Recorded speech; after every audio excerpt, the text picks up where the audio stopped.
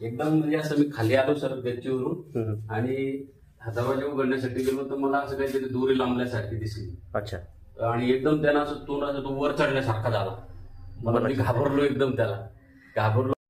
नमस्कार मित्रांनो, परत एकदा स्वागत आहे सर्वांचं आपल्या यूट्यूब चॅनलमध्ये. आज आपण आलो आहे पांगरा डोळे रोडला. काय नाव सर तुमचं? समाधान सानप.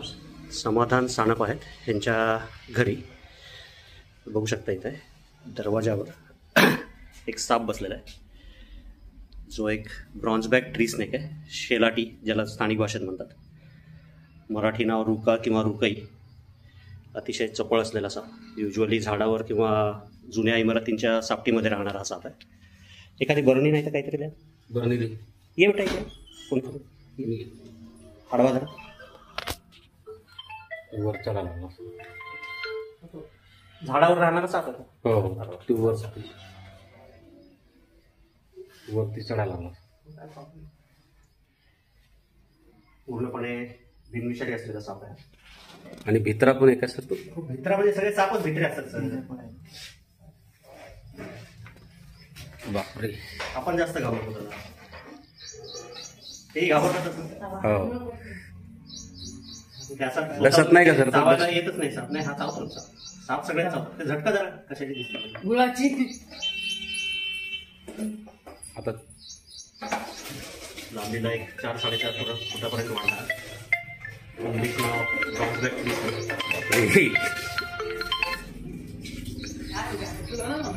बघा सर कसा धरला पाय तो. सर चावला तो वगैरे. आता तो चावतो पण बिनविषारी आहे, त्याने काय होत नसतं.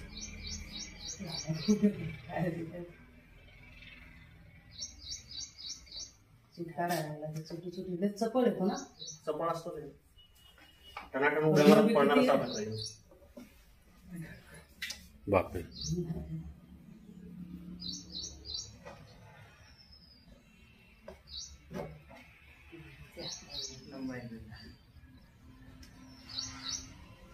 मी म्हणलं 2 दिवस झाले जीभ बाहेर, तर जीभ येतच आला असेल. जीभ आता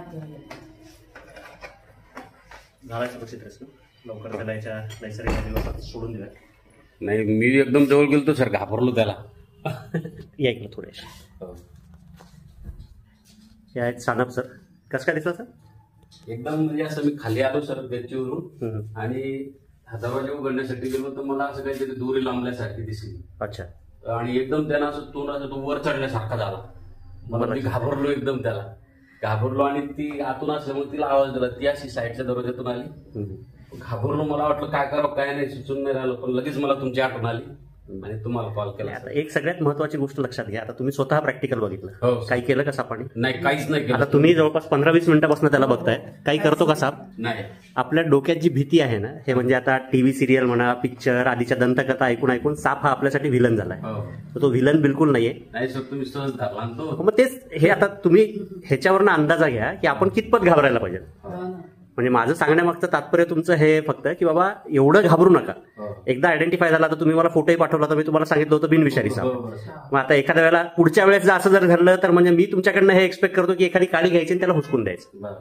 विषारी साप असल्यानंतर आपल्या जीवाला धोका आहे, पण बिनविषारी असल्यानंतर त्याचा काही प्रॉब्लेमच नाही. आणि जे काही साप जे आहेत हे निसर्गातला एक महत्वाचा घटक आहे. शिकारी प्राणी असल्यामुळे शिकार करून जगणारा तो प्राणी, आणि कुठलाही शिकारी प्राणी जर कमी झाला तर त्याची जी शिकार आहे त्याची संख्या भयानक वाढते.